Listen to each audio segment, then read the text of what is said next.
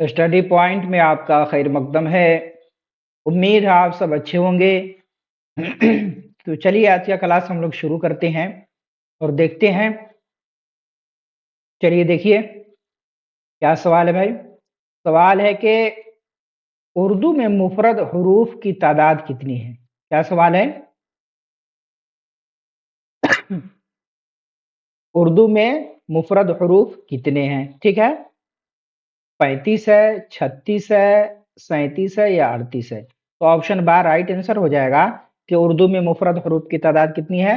तो 36 है। और कौन कौन है, अलिफ से लेकर ये तक। ठीक है, ये मुफरद हरूफ कहलाते हैं, यानी एक एक, अकेला अकेला। अब देखें उर्दू में मुरक्कब हरूफ कितने हैं। 12, 13, 14 या 16। तो ऑप्शन जी राइट आंसर हो जाएगा कि उर्दू में मुरक्कब हरूफ की तादाद 14 है। अब कौन कौन है, जैसे यहाँ पे देखे बे प्लस हे क्या बना, भ बना। उसी तरह काफ प्लस हे क्या बना, ख बना। तो ये दो हरूफ मिलकर एक हरफ बन रहा है। तो ये क्या कहलाएगा, मुरक्कब हरूफ। ठीक है, भ ख थ ये सब दो हरूफ मिलकर बनते हैं, इसीलिए इसको मुरक्कब कहते हैं। कहीं पे 15 भी आया है, लेकिन ज्यादातर 14 ही आता है, तो इसीलिए 14 दिया गया है। ठीक है, तो ऑप्शन जिम राइट आंसर हो जाएगा। नोट्स वगैरह के लिए आप लोग टेलीग्राम ज्वाइन कर लीजिएगा, वहीं पे आप लोग को नोट्स वगैरह मिल जाएगा। ठीक है, अब देखिए लफ्ज का दूसरा नाम क्या है। लफ्ज का दूसरा नाम क्या भाई, इस्म, फेल, कलिमा या फिर हर्फ। तो लफ्ज का दूसरा नाम कलिमा है। क्या नाम है भाई, कमेंट करके बताते रहिए आप लोग। लफ्ज का दूसरा नाम क्या है भाई, कलिमा है। ऑप्शन जी राइट आंसर हो जाएगा। चलिए अब देखिए माना के एतबार से लफ्ज की कितनी किस्में हैं। माना के एतबार से लफ्ज की कितनी किस्में भाई, 2, 4, 5 या 7। क्या जवाब होगा आप लोग का, चलिए बताइए। हाँ, ऑप्शन अलिफ राइट आंसर हो जाएगा कि माना के एतबार से लफ्ज की दो किस्में हैं। और वो कौन कौन सी किस्में हो जाएंगी, एक देखिए, एक है मौजू। क्या है, एक मौजू, दूसरा मुहमल। ठीक है, मौजू उसको कहते हैं जिससे कोई माना समझ में आए। मौजू किसको कहेंगे कि जिसका माना समझ में आए, और मुहमल जिससे कोई माना समझ में ना आए। जैसे यहाँ पे देखे हम लोग आम तौर पर बोलते हैं चाय, वाय, रोटी, ओटी। चाय का तो माना है, लेकिन वाय का कोई माना नहीं है। तो वाय का जो माना नहीं है इसी को हम मुहमल कहेंगे, और चाय को क्या कहेंगे, मौजू कहेंगे। बात समझ में आ रही है। तो माना के एतबार से लफ्ज की दो किस्में हो गई, मौजू और मुहमल। ठीक है, चाय मौजू हो जाएगा, वाय मुहमल। रोटी मौजू, ओटी क्या हो जाएगा, मुहमल। चलिए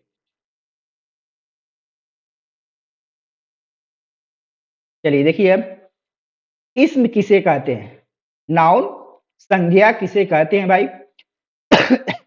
किसी भी चीज के नाम को, किसी भी हर्फ को, किसी भी काम को, या फिर इनमें से कोई नहीं।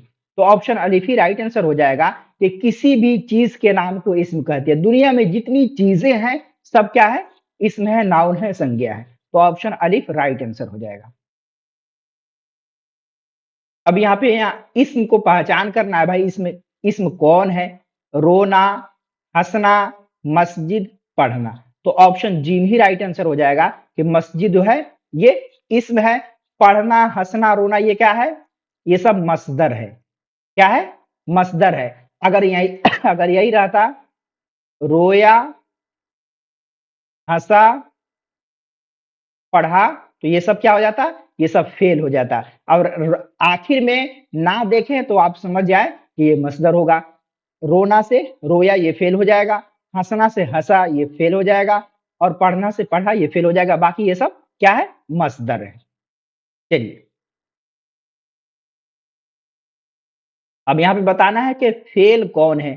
जैल में फेल कौन है, दरख्त, खत, लिखा, लिखना। अभी आपको बताया क्या हो जाएगा, लिखा हो जाएगा।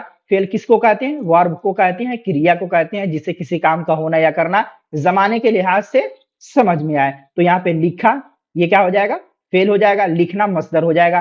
दरख्त, खत वगैरह ये इसमें नहीं आएगा। ठीक है, तो ऑप्शन जी में राइट आंसर हो जाएगा।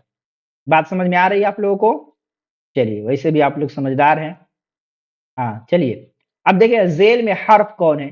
जिस्म, पहाड़, को, नहीं। सही जवाब क्या हो जाएगा? तो ऑप्शन जी में राइट आंसर हो जाएगा को। हर्फ किसको कहते हैं? कि जब तक उसके साथ कोई उसको किसी हर जुमला के साथ या लफ्ज के साथ ना मिलाया जाए उस वक्त तक ये माना नहीं देता। जैसे यहाँ पे देखिए को है, से है, इससे कोई माना समझ में आ रहा है? से, को, तक, इस सब को। लेकिन जैसे ही हम क्या लिखते हैं? मैं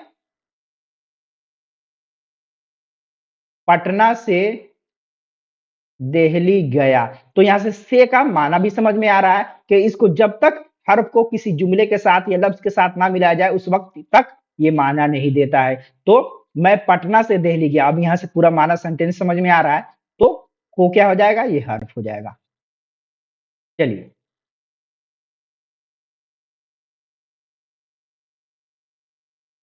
चलिए अब यहाँ पे आप लोग के लिए आसानी हो जाएगी। देखें जेल में मौजू लफ्ज कौन है भाई? मौजू लफ्ज कौन है इसमें बताना है। रूह, वाय, ओटी, वान। तो यहाँ पे क्या हो जाएगा? ऑप्शन अलिफ ही राइट आंसर हो जाएगा कि रूह। रूह का एक माना समझ में आता है, लेकिन वाय, ओटी, वान इसका कोई माना नहीं है। ठीक है, बात समझ में आ रही है? चलिए, अब यहाँ पे बताना है जेल में मसदर कौन है। आप बिल्कुल बेसिक से आपको एडवांस की तरफ से ले जाया जा रहा है। बिल्कुल आसानी से आप समझिए और पढ़िए। ठीक है, चलिए, पढ़ो, पढ़ा, पढ़िए, पढ़ना। तो ऑप्शन दाल ही राइट आंसर हो जाएगा कि पढ़ना ये क्या है? ये मसदर है। पढ़ो, पढ़ा, पढ़िए सब फेल की किस्में हो जाएंगी। तो ऑप्शन दाल राइट आंसर हो जाएगा। अब देखिए जामिद की पहचान करें। जामिद कहते किसे हैं? इससे ये ना किसी की चीज के साथ मिलकर बने, ना इससे कोई चीज बने। ठीक है, तो देखें दरख्त, लिखना, लिखने वाला, सोया। सही जवाब इसका क्या हो जाएगा? ऑप्शन अलिफ हो जाएगा कि दरख्त ये जामिद है। ठीक है, जब दरख्त से कोई चीज बन नहीं सकता, ना इससे कोई चीज बनेगा। ठीक है,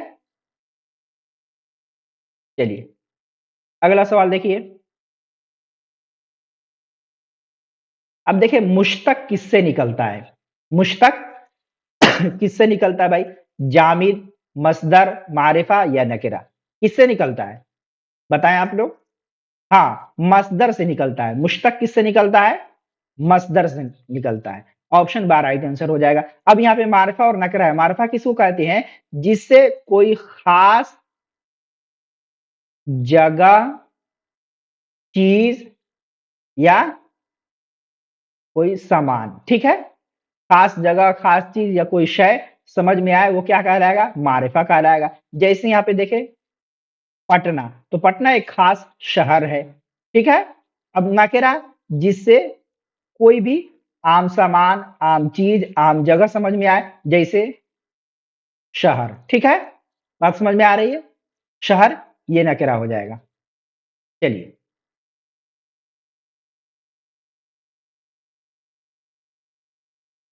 अब देखिए जैल में मारिफा कौन है? दौड़ना, खाया, पटना, पकाना। तो ऑप्शन जी भी राइट आंसर हो जाएगा कि पटना ये इसमें मारिफा है। ऑप्शन जी में राइट आंसर हो जाएगा। चलिए अब नकेरा बताइए आप लोग। बाद में पढ़ने की जरूरत नहीं, इसी में आपको सब हल हो जाना चाहिए। ठीक है, अब देखिए जैल में नकेरा कौन है? नदी, हिमालय, अमरूद, हिंदुस्तान। तो ऑप्शन अलिफ राइट आंसर हो जाएगा कि कोई भी नदी हो सकते हैं भाई। अब देखिए हिमालय, अमरूद, हिंदुस्तान ये खास हिमालय पहाड़ का नाम है खास। उसी तरह अमरूद एक खास फल का नाम है। हिंदुस्तान एक खास क्या कहा जाता है? देश का नाम है। बात समझ में आ रही है? तो सही जवाब क्या हो जाएगा? ऑप्शन अली। ठीक है, चलिए,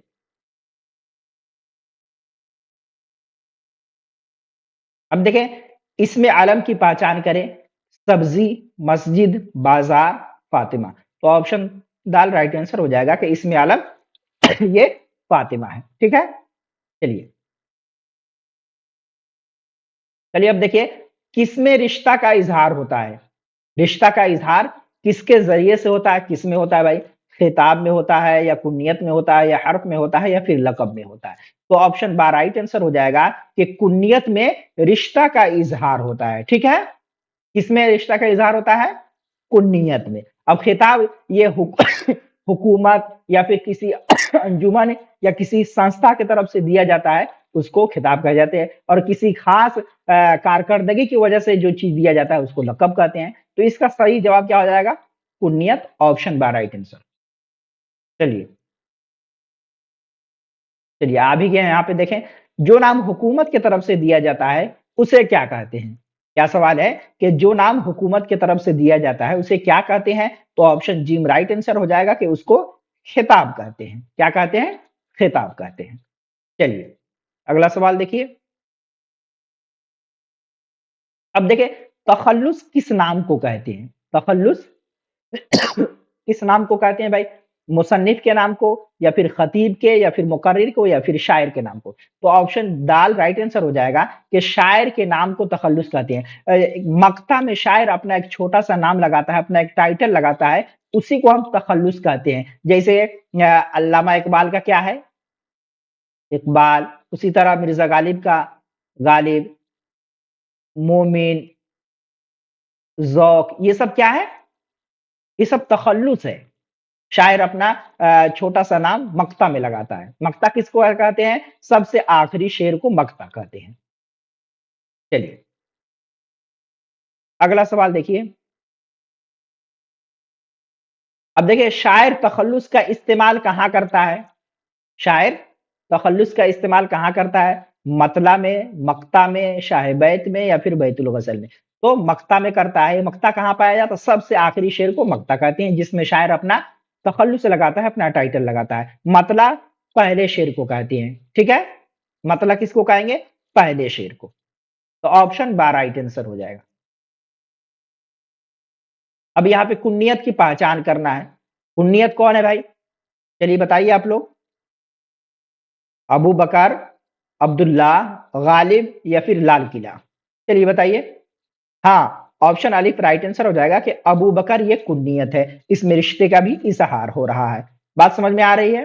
उम्मीद है आप सबको क्लास पसंद आया होगा। चलिए अगर पसंद आया हो तो लाइक भी कर दीजिएगा, शेयर भी कर दीजिएगा, अपने दोस्तों तक पहुँचा दीजिए। शुक्रिया, जज़ाकल्लाह। फिर नेक्स्ट क्लास में मिलते हैं।